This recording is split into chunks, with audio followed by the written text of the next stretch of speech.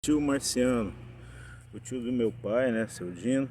E o tio Marciano, ele era uma pessoa assim que tinha como característica, né, contar história, né? Sentar, contar causos, contar as histórias.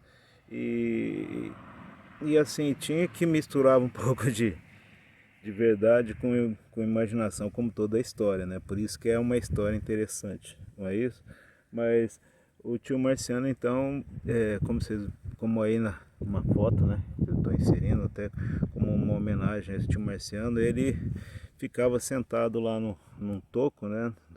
Entre alguma coisa, que atividade que tinha que fazer na roça e outra, próximo da estrada, ali por perto da propriedade dele. E ali ele conversava com quem passasse, contava histórias, prosas. É bastante interessante o- essa pessoa, né? Que eu tinha quase que a idade do meu pai era sobrinho dele, né? Tio do meu pai, mas assim, eles tinham idade próxima. Se ambos fossem vivos, eles tinham lá por volta de uns 89, quase 90 anos.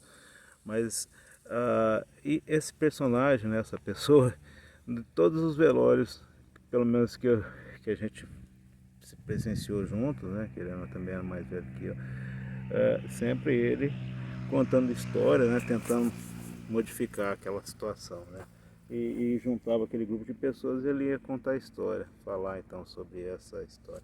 E meu pai, né, contava a história das caçadas que ele tinha lá junto com o tio dele, né? E quando a cobra correu atrás deles, que era uma jararacuçu, não sei o que. Aí eu acho também que meu pai também estava inventando, né? Um pouco, que é misturando, né? Senão não tem graça nenhuma. Inclusive o meu pai também contava história pra gente, né? Quando nós morávamos na tal da casa de tábua. Essa casa de tábua, na verdade, é que tinha um porão embaixo, entendeu? E aí a gente criava todo um suspense, né? Uma questão assim de sobre esse porão embaixo, como se fosse até uma coisa meio assombrosa, né? Assombrada, sei lá. E nós tínhamos medo, eu e minhas irmãs, né? A gente não, não gostava de ficar muito ali por baixo, por perto não.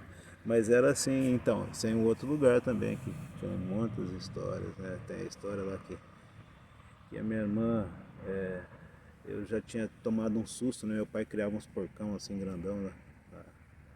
Na roça. E aí tinha lá uma porca que era matriz, né, que eles chamam. É, marruá, acho que é o. Bom, enfim. E aí eu sempre colado com meu pai, né? Porque todas as coisas que ele ia fazer perturbava que ele estava por perto. E aí essa porca junto com os outros porcos, só que essa porca era grandona. Tira e volta e passa por cima de mim. Bom, passando um determinado tempo, a minha irmã brincando comigo, né? Irmã mais velha, já ser um menino lá com 5 anos, sei lá. Olha a porca atrás de você, eu assustei e olha, falar, desmaiei. E acordei numa casa de uma benzedeira, né? Jogando lá uns barbantinhos assim numa água e conforme ia esse barbantinho subindo, ela ia falando uma coisa. Eu acordei no meio dessa história, ela conversando com a minha mãe, né? Mas veja, isso também é uma outra história. E as benzedeiras, parece que sempre, né, pelo menos as que eu presenciava, a benzeção, né, o benzimento delas era como se diz assim, obtinha resultados, né?